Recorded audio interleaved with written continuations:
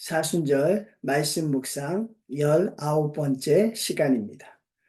요한복음 18장 11절입니다. 예수께서 베드로에게 이르시되 칼을 칼집에 꽂으라. 아버지께서 주신 잔을 내가 마시지 아니하겠느냐 하시니라. 아멘.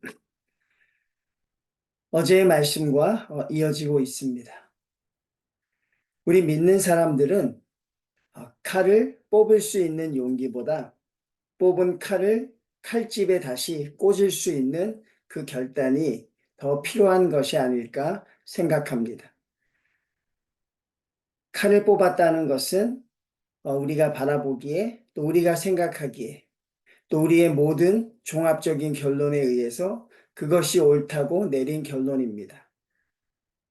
그런데 칼집을 주시면서 칼을 거기에 다시 꽂으라고 하는 것은 너희의 뜻과 너희의 생각, 너희의 모든 경험들을 다시 내려놓으라는 말씀입니다.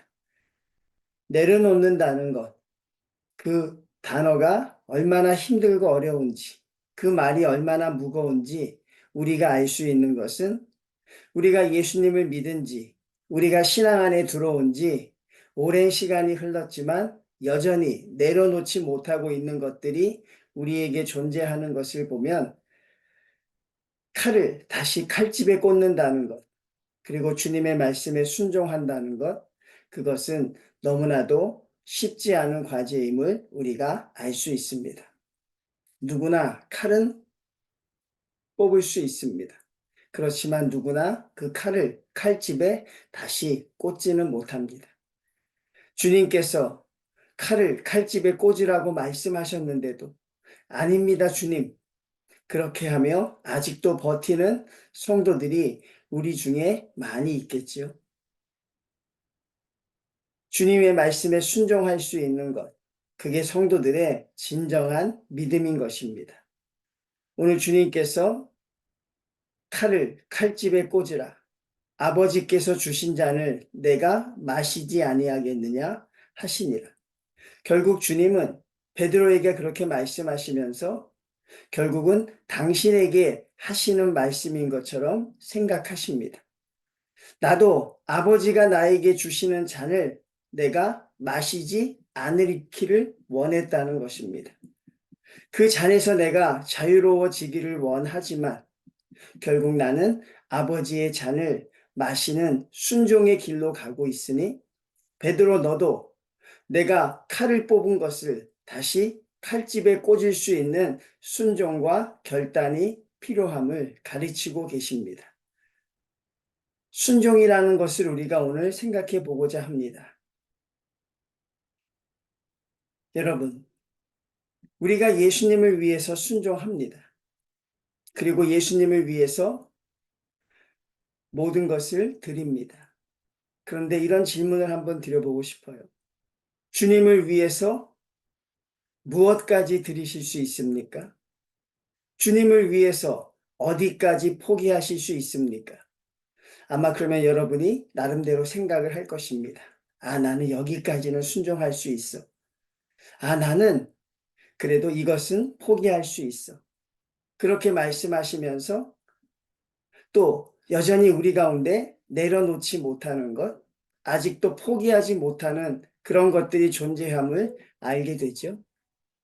그러면 주님께서는 우리에게 무엇까지 주셨습니까? 주님은 우리에게 무엇까지 내어주셨습니까? 바로 주님은 우리를 위해 목숨까지 내어주셨습니다. 그럼 그것이 예수님의 자의적인 것입니까? 주님이 내가 저들을 위해서 목숨을 내어 주어야겠다.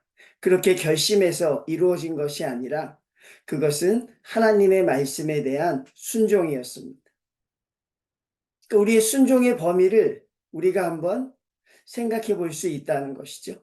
주님의 순종의 범위는 우리를 위해서 하나님의 말씀 앞에 목숨까지 내놓을 수 있는 순종이었습니다.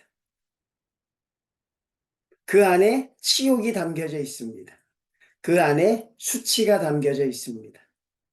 그러면 우리는 주님을 위해서 어디까지 순종할 수 있느냐 하는 것이죠.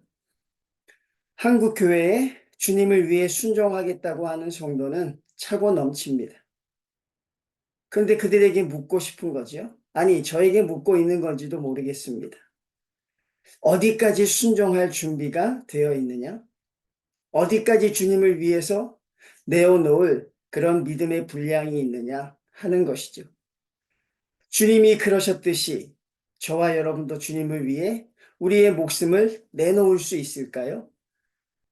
우리의 모든 걸 주님 앞에 드릴 수 있을까요? 만약에 우리에게 그런 믿음이 있다면 우리에게 두려움은 없어야죠. 우리에게 실패와 좌절은 없어야죠. 우리에게 불평은 없는 것입니다. 결과적으로 주님이 지금 우리에게 모든 걸 주고 계시고 우리는 여전히 주님 앞에 모든 걸 내려놓지 못하는 그것을 우리가 생각해 보게 된다는 사실이죠. 순종이 제사보다 낫고 듣는 것이 숫 양의 기름보다 낫다고 하십니다. 하나님께서 가장 기뻐하는 성도는 주의 말씀에 순종하는 자입니다. 오늘 예수님은 하나님의 잔을 마시기로 결단하십니다. 하나님이 주님에게 내미신 잔을 순종하기로 주님이 결정하십니다. 그 결정 후에 주님 앞에 놓여져 있는 길은 참으로 고통스럽고 참혹하고 어려운 길이셨습니다. 우린 여기서 알 수 있습니다. 순종하는 것이 이렇게 고통스럽다는 것을 우리는 깨달을 수 있습니다. 순종하는 것이 이렇게 어렵다는 것. 정말 그것이 내 뜻대로 되어지는 것이 아니라 철저하게 나를 하나님에게 맞추고 하나님의 뜻대로 움직여야 한다는 것. 그것이 얼마나 고통스럽고 어렵겠습니까? 그래서 우리가 아마 순종의 결단을 계속해서 뒤로 미루고 있는지도 모르겠습니다. 언젠가 때가 되면 나도 그럴 때가 오겠지. 언젠가 그럴 시간이 오겠지라고 막연히 미루고 있는지도 모르지요. 만약에 성도님들 한 가지만 생각해 보면 우리가 누군가가 순종해야 할 대상이 만약에 하나님이시라면 우리가 복종해야 될 대상이 하나님이시라면 그 순종의 결단은 참으로 귀하고 아름다운 것입니다. 내가 순종의 대상이 세상이 아니라 내가 순종의 대상이 사람이 아니라 내가 순종해야 할 대상이 바로 하나님 그분이시라면 우리의 순종의 결단은 참으로 귀하고 고귀하고 아름다운 것입니다. 그리고 하나님께서 가장 기쁘시게 받는 성도의 바로 고백과 결단이 될 수 있다는 것을 우리가 아셔야 합니다. 오늘 그런 하나님은 우리에게 강제로 요구하지 않으십니다. 하나님은 억지로 우리를 강제로 짜맞추시지 않습니다. 그럴 능력이 있음에도 불구하고 언제까지나 우리를 기다려 주십니다. 뭘 기다리십니까? 자발적으로 기쁜 마음으로 하나님께 돌아오기를 하나님은 기다리고 계십니다. 얼마든지 우리를 강제적으로 하실 수 있는 분이지만 우리를 너무나 사랑하시기 때문에 하나님은 우리를 지켜보고 계신다는 사실이죠. 차라리 구약시대의 하나님처럼 강제로 우리를 짜맞추시기를 원할 때도 있습니다. 우리가 그만큼 연약하기 때문에 그렇죠. 그런데 하나님은 기다리십니다. 자발적으로 돌아오기를, 기쁨으로 순종하기를, 그리고 주님이 그 고통스러운 십자가를 하나님의 뜻대로 기쁘고 감사함으로 마지막까지 해내셨듯이 우리들도 주님 앞에 나와 순종하는 마음으로 우리도 십자가의 길을 걸어가기를 원하고 계신다는 사실입니다. 베드로야, 칼을 칼집에 다시 꽂으라. 내가 어찌하여 아버지께서 나에게 주시는 잔을 내가 마시지 않겠느냐. 그러면서 하나님의 뜻대로 같이 나아가기를 원하고 계십니다. 오늘날도 여기저기서 칼을 뽑는 성도들은 참 많을 것입니다. 그렇지만 여러분의 뽑은 칼이 다시 칼집에 꽂을 수 있는 그런 순종과 결단이 우리들에게 필요한 것이고, 그게 진정한 성도의 용기입니다.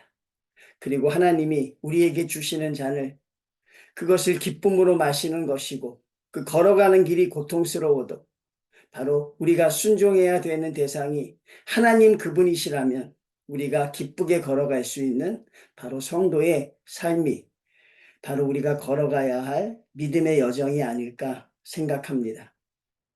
아직도 하나님 앞에 순종하지 못하고 있는 성도들이 계신다면 기다리시는 하나님을 생각하시면서, 또 우리를 위하여 십자가를 지신 주님을 생각하시면서 용기를 내시기 바랍니다. 결단을 하시길 바랍니다. 그 가는 길이 힘들고 어렵지만 그 길이 하나님과 함께 하시는 길이라면 우리가 지금까지 경험해 보지 못했던 또 다른 기쁨의 세계가 거기에 있을 것으로 믿고 나아가시면 되겠습니다. 하나님이 우리에게 주시는 잔을 기쁘게 받아 마실 수 있는 우리 모든 성도님들 되시기를, 그리고 머뭇거리지 않고 주춤거리지 않고 하나님 앞에 속히 돌아오는 결단을 내릴 수 있는 믿음의 성도들 다 되어 가시기를 주님의 이름으로 축원을 드립니다.